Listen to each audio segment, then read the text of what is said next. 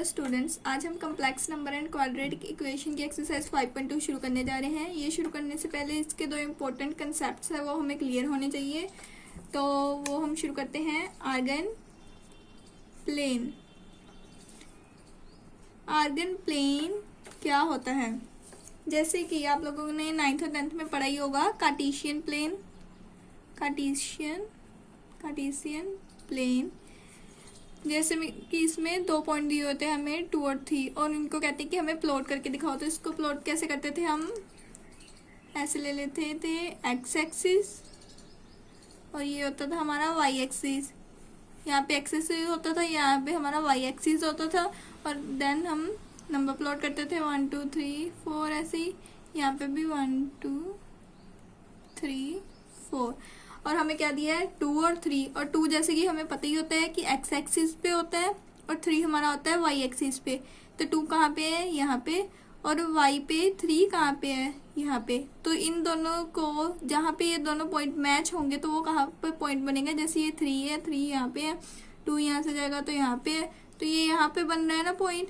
तो इसको हम क्या कहेंगे? 2 और 3 का पॉइंट, जहाँ पे ये दोनों बन रहे हैं। वैसे ही अगर हमें दिया हो -2 और -3, तो हम इसे कैसे बनाएंगे? सेम हम एक्स वाई एक्सिस पे नेगेटिव पॉइंट ले लेते हैं नीचे की तरफ, -1 -3 -4, और ऐसे ही -1 -2 -3। अब ये एक्स एक्सिस पे है, तो एक्स एक्सिस पे -2 कहाँ पे है? यहाँ पे है। और ये वाई एक्सिस पे है, तो वाई एक्सिस पे -3 कहाँ पे? यहाँ पे। तो ये दोनों जहाँ पे मिलेंगे वो पॉइंट कहाँ पे है?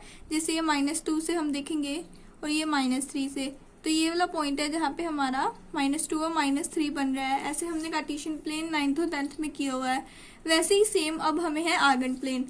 आर्गन प्लेन क्या होता है? आर्गन प्लेन में मेनली हमें कम्प्लेक्स नंबर दिए होते हैं और उसको हमें प्लेन के रूप में शो करना होता है। जैसे कि इसमें दिया होगा हमें कम्प्लेक्स नंबर 2 + 3 आयोटा। अब ये 2 + 3 आयोटा हमें कॉम्प्लेक्स नंबर दिए हैं, इसको हमें आर्गन प्लेन के रूप में शो करना है। तो हम कैसे बनाएंगे?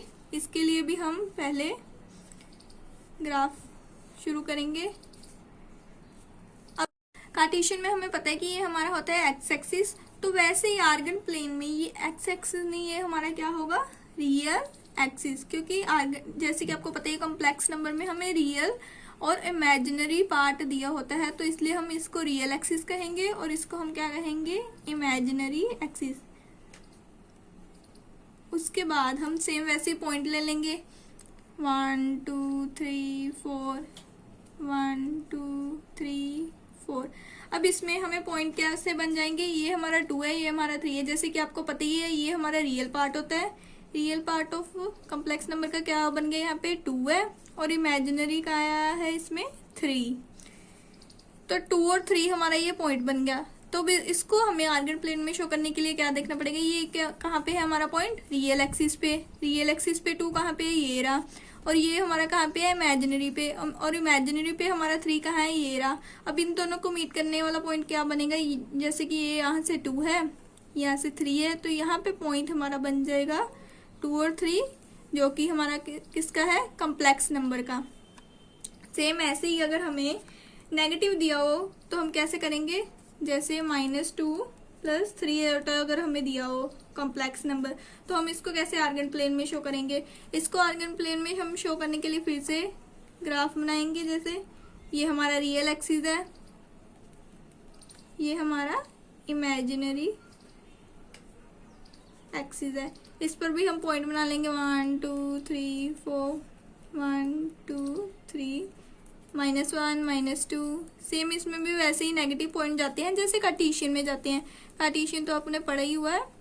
वैसे ही एक्स एक्सिस और वाई एक्सिस की जगह इसमें बस रियल एक्सिस और इमेजिनरी एक्सिस होता है, क्योंकि हम कम्प्लेक्स नंबर्स की बात कर रहे हैं। अब इसमें हमारा रियल पार्ट क्या है? पहले ये देख लीजिए, उसमें क्या है? -2, एंड इमेजिनरी क्या है हमारा? +3। और -2 रियल में कहाँ है? ये रहा। -2 हमारा ये पॉइंट पे है, और 3 हमारा कहाँ पे है? 3 हमारा इमेजिनरी पे यहाँ पे है। तो इन दोनों को मीट करने वाला पॉइंट कहाँ पे बनेगा? यहाँ पे। और इस पॉइंट को हम क्या कह सकते हैं? -2 और 3। अब ये तो बन गया हमारा आर्गन प्लेन। और ध्यान से देखिएगा कि ये हमारा कम्प्लेक्स नंबर है, और अगर इसका आर्गन प्लेन बनाना है तो इस वे से बन जाएगा। इसको हम कहते हैं real part of complex number, इसको हम कहते हैं imaginary part of complex number. और ये एक नंबर में पूछ ही लेते हैं कि show the Argand plane of this equation of complex number. So ऐसे हम रियल एक्सिस और इमेजिनरी एक्सिस बनाते हैं, और उसके बाद पॉइंट ले लेते हैं सेम वैसे ही, और उसको सिंपली जैसे हम कार्टेशियन प्लेन में शो करते हैं ना कोई पॉइंट 2 और 3 या नेगेटिव के पॉइंट्स, वैसे ही हम इसमें भी कम्प्लेक्स नंबर को शो कर देते हैं आर्गन प्लेन के रूप में। और एक और बात, इसमें अब जैसे ये हमारा ओरिजिन से इस पॉइंट तक का जो डिस्टेंस है, ये था हमारा ओरिजिन, इस ओरिजिन से ये पॉइंट तक का जो हमारा डिस्टेंस है ना, उसको हम क्या कहते हैं, आर। सेम वैसे ही इसमें भी ये ओरिजिन है हमारा, ओरिजिन से ये पॉइंट जो हमने बनाया है इस ग्राफ पे, उस तक का डिफरेंस क्या है, आर। अब इन्होंने हमें आर के बारे में बताया, तो आर निकालने का कोई फॉर्मूला भी जरूर होगा, और वो क्या है, आर निकालने का फॉर्मूला क्या है, आर निकालने के लिए हम क्या करते हैं, X square plus Y square का स्क्वायर रूट। और इसमें एक्स स्क्वायर और वाई स्क्वायर क्या होता है, जैसे कि आपको अभी पता ही है, जैसे ये -2 और 3 है, ये हमारा एक्स पे होता है, एक्स एक्सिस पे होता है, ये हमारा वाई एक्सिस पे पॉइंट होता है। वैसे ही इसको हम एक्स पे ग्राफ करते हैं तो ये एक्स होता है, और इसको वाई एक्सिस पे ग्राफ करते हैं तो ये वाई होता है। अगर एक्स और वाई की हमें वैल्यू पुट करनी हो तो हम एक्स की जगह ये पुट करते हैं और वाई की जगह ये, जैसे कि मैं पुट करके दिखा भी देती हूँ। एक्स मीन्स -2 का स्क्वायर और y मीन्स 3 का स्क्वायर, और इसका स्क्वायर रूट ओपन करके हम सोल्व कर लेते हैं। ठीक है, सोल्व कर लेते हैं। बट अब इसमें अगर इसको कम्प्लेक्स नंबर को हम इसमें शो करेंगे तो कम्प्लेक्स नंबर का आप कहेंगे कि एक्स और वाई का ही लेते हैं। कम्प्लेक्स नंबर में जो हमारा रियल पार्ट होता है ना, वो हमारा क्या होता है, एक्स, और जो इमेजिनरी पार्ट होता है वो हमारा होता है वाई। इसमें हम अगर देखेंगे तो 2 हमारा है एक्स और y हमारा है 3। गलती से भी 3 आयोटा मत ले लेना, अकेला 3 ही लेते हैं हम y की प्लेस पे। अगर 3 आयोटा ले लोगे तो रॉन्ग वैल्यू निकलेगी r की। सो r की इसमें भी वैल्यू निकालने के लिए हम क्या करेंगे, ये भी 2 और 3 है, तो हमारा 2 और 3 x क्या हो गया 2, y क्या हो गया 3। तो इसकी भी अगर हम वैल्यू निकाल लेंगे 2 स्क्वायर प्लस 3 स्क्वायर, तो ऐसे हम r की वैल्यू सोल्व कर सकते हैं। आर की वैल्यू निकालने का ये फॉर्मूला ये यूज होगा, तो इसको ध्यान में रखना। ऐसे हमारी आर्गन प्लेन की रिप्रेजेंटेशन हो जाती है। अब हम करने जा रहे हैं polar representation in the complex number. Complex number को हमें शो करना पड़ेगा पोलर फॉर्म में। पोलर जैसे कि कम्प्लेक्स नंबर आपको मैंने बताया ही है कि a प्लस आयोटा b की फॉर्म में होते हैं, तो इसको हम x प्लस आयोटा y की फॉर्म में भी लिख देते हैं।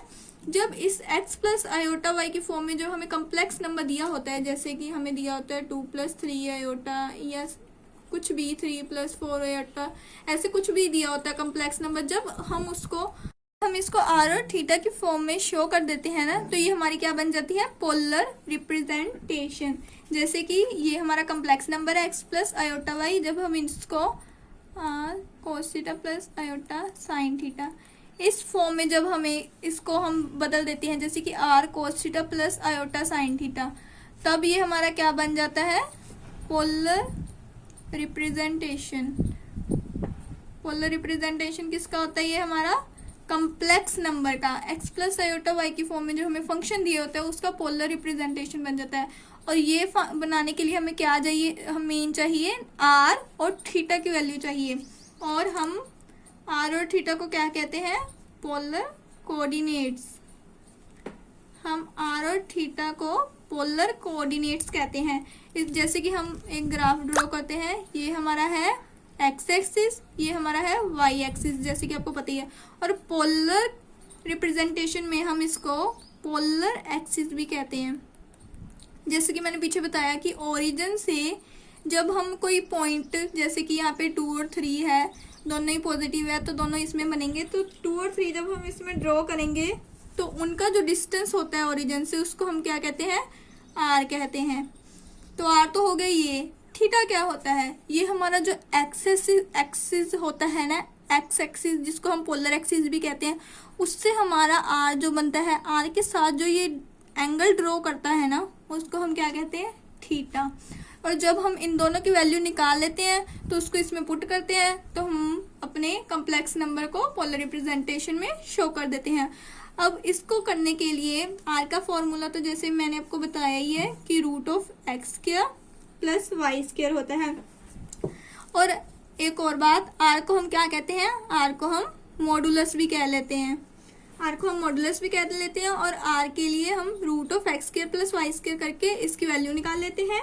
और थीटा को हम क्या कहते हैं, थीटा को हम कहते हैं आर्गुमेंट। आर तो बच्चे इजीली निकाल लेते हैं क्योंकि एक्स और वाई जब हमें पता चल जाता है, जैसे कि हमें 2+3 होता है, हमें पता है कि रियल पार्ट हमारा क्या है एक्स, इमेजिनरी पार्ट हमारा क्या है वाई, इन दोनों की स्क्वायर करके स्क्वायर रूट करके आर की वैल्यू बच्चे निकाल लेते हैं। पर मेन है थीटा। थीटा निकालने के लिए हमें बहुत सारे स्टेप करने पड़ते हैं, थीटा निकालने के लिए हमें बहुत सारे स्टेप करने पड़ते हैं। सो उसके लिए आप लोगों को थोड़ा ध्यान से देखना होगा। जैसे कि हम एक कम्प्लेक्स नंबर ले रहे हैं 1+√3 आयोटा, इसके अगर हमें आर निकालनी है तो बच्चे इजीली निकाल लेंगे। जैसे इसमें हमें पता है कि ये हमारा 1 है जो वो हमारा क्या है एक्स, और √3 हमारा क्या है वाई। आयोटा नहीं लेना साथ में, गलत हो जाएगा वरना आंसर। √3 अकेला लेना है। सो एक्स स्क्वायर क्या हमें हो जाएगा हमारा 1 की स्क्वायर, और √3 की स्क्वायर क्या हमारा वाई स्क्वायर। सो ये क्या बन गया 1+√3 का, जैसे कि मैंने बताया कि स्क्वायर के साथ रूट कैंसिल हो जाता है तो 3, ये हमारा क्या हो गया √4। तो आर की वैल्यू क्या निकली हमारी 2। आर की वैल्यू इजीली बच्चे निकाल लेते हैं। पर मेन हमारा क्या है थीटा। थीटा निकालने के लिए हम क्या करते हैं, alpha equal to tan inverse mod of y upon X. इसमें एक्स वाई कौन से हैं, जो ये हैं, एक्स ये रहा वाई ये रहा, जो अभी हमने लिए हैं वही वाई और एक्स है।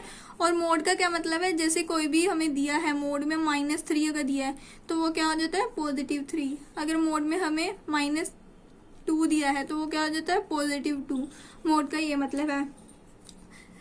अब आप कहोगे कि आप तो हमें अल्फा के बारे में बता रहे हैं पर हमें तो निकालना है थीटा। पर थीटा निकालने के लिए अल्फा की वैल्यू निकालनी आनी चाहिए क्योंकि अल्फा का थीटा के साथ संबंध है। इसलिए अगर अल्फा की वैल्यू निकल जाएगी तो थीटा बहुत आसानी से निकल जाएगा हमारा।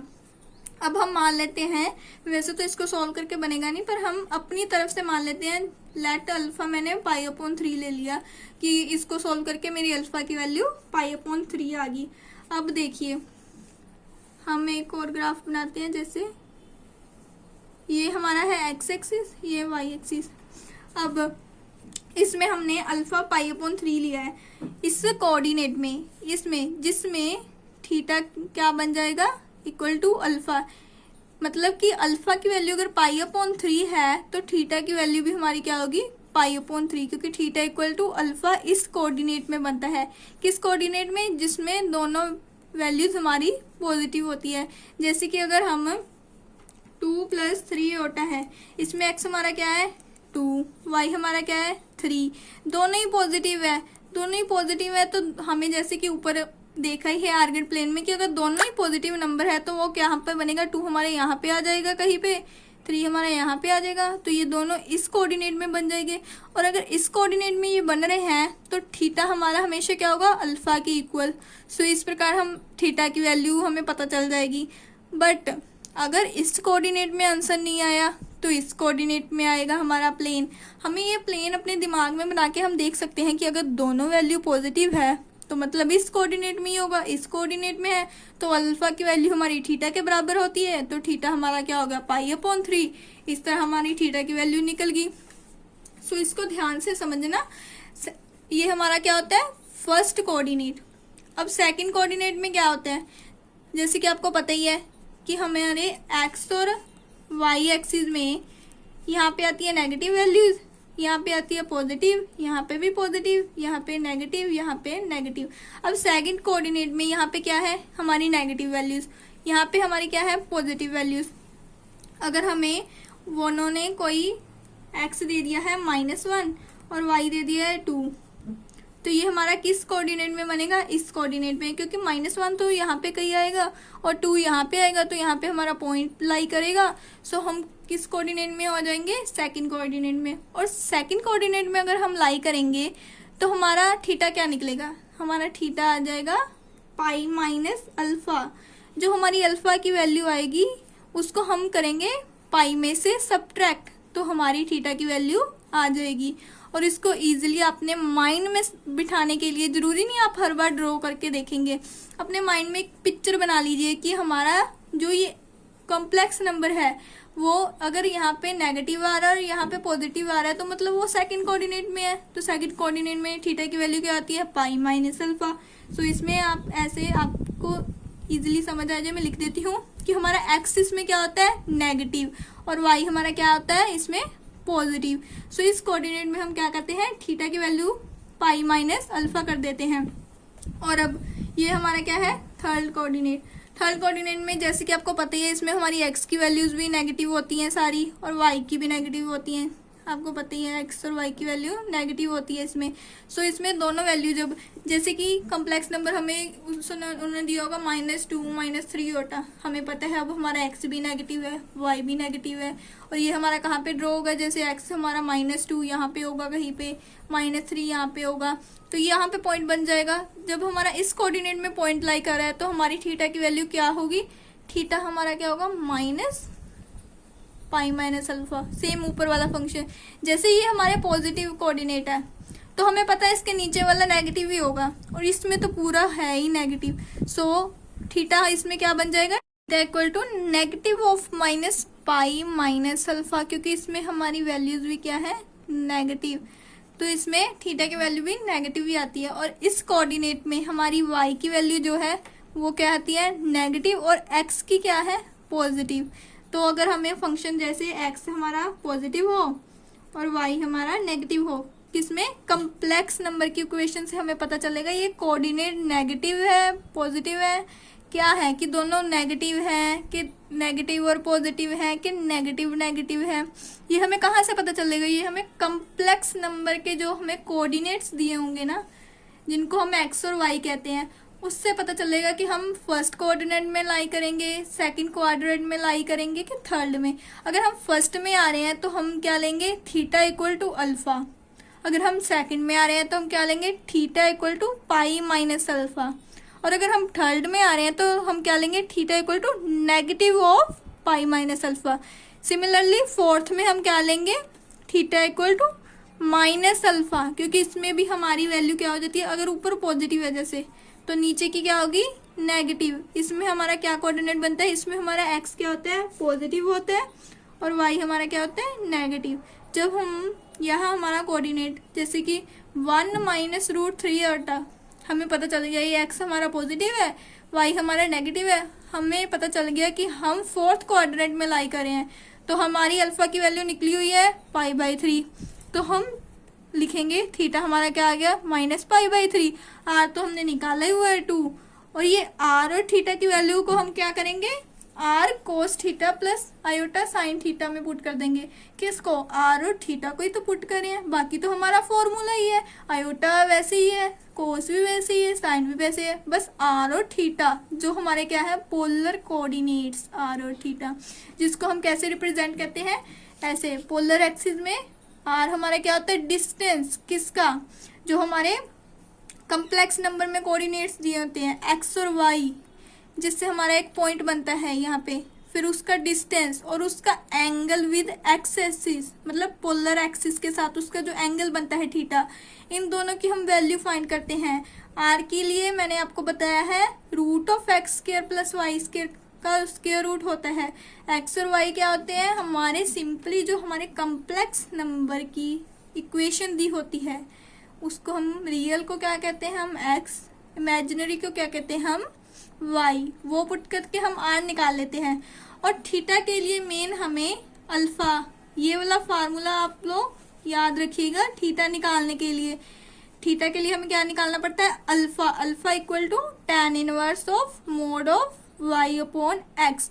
आज मैंने अल्फा सॉल्व करके नहीं बताया कि अल्फा सॉल्व करके कैसे वैल्यू निकाल लेंगे, वो जब हम इसके सम्स एक्सरसाइज के सम्स करेंगे तो मैं आपको मेथड अच्छे से समझाऊंगी। आज के लिए आप इतना ध्यान में रखिए कि जब अल्फा की वैल्यू निकल जाती है तो थीटा निकालने के लिए हमें ये 4 कोऑर्डिनेट्स है ना, जो फर्स्ट सेकंड थर्ड फोर्थ, कि अगर हमारी दोनों जो हमारे कोऑर्डिनेट्स हैं अगर पॉजिटिव हो तो हम क्या लेते हैं, थीटा इक्वल टू अल्फा, मतलब जो अल्फा आया होता है वही हमारा थीटा की वैल्यू बन जाती है।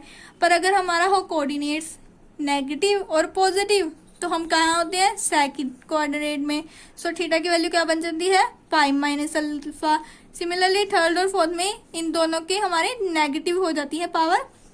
बट मेन ये ध्यान में रखना कि हमारे कोऑर्डिनेट्स कैसे हैं, कोऑर्डिनेट्स पॉजिटिव है दोनों कि दोनों नेगेटिव है कि नेगेटिव और पॉजिटिव है, इसको ध्यान में रख के हम ये चार क्वाड्रेंट को ध्यान में रखेंगे। सो जिससे हमारी थीटा की वैल्यू निकलेगी।